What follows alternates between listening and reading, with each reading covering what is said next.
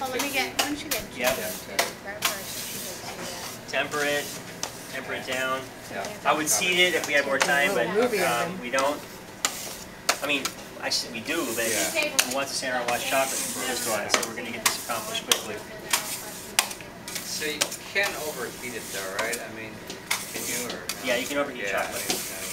This takes a pretty high temperature. I keep it in my melter at about 120 Fahrenheit, which is hot. Right. You know.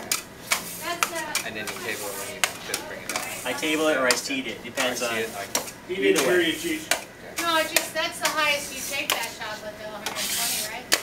Yeah, well, I'll take it higher a little bit if I've tempered it a couple of times and I've got like a lot of stuff that's gone out of temper. Yeah, I'll let it melt out overnight about 124. I get it hot. I think I've done it also over 130. Oh wow. Right.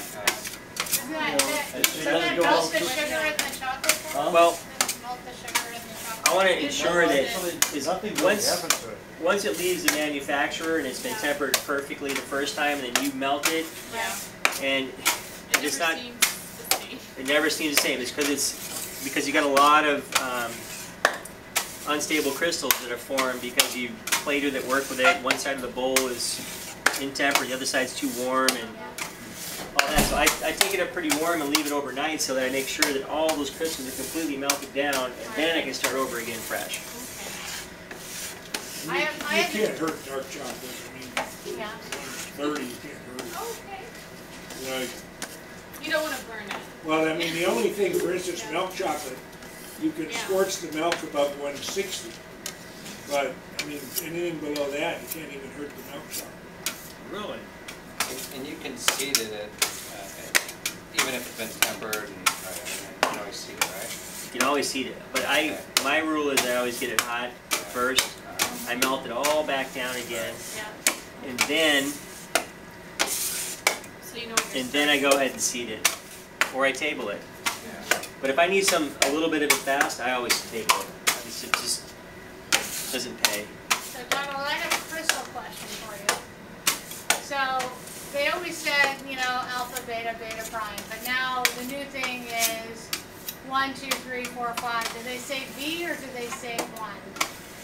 Crystal, like, you know what I mean?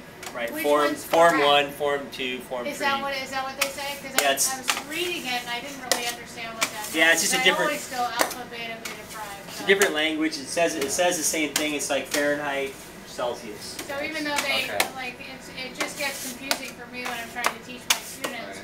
Can I just stick with the whole school and go alpha, beta, beta prime, and I'm good to go? You can do that too. Okay. Where's that chair? Oh, sorry. Chair. Yeah, I just want to put the. Put the chocolate. Yeah, put that right there. Ready? Slide it off. Yeah, we're ready. We're ready already. Ready already. Look at that. Like it worked perfectly.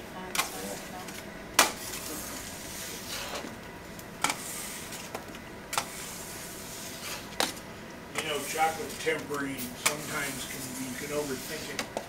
When I started in 1960 in the factory, we had a lot of old Italians who were been there forever, and nobody ever had a tempering machine. And most of them, all day long, they had chocolate on the lower lip and the chin. Because that's how they would. Yeah, that's how I learned. That's how I did that too. Yeah. No, they never used it for mom. And you know what? Chocolate always looked good. They always had it in temper. And boy, I couldn't. Took me a long time.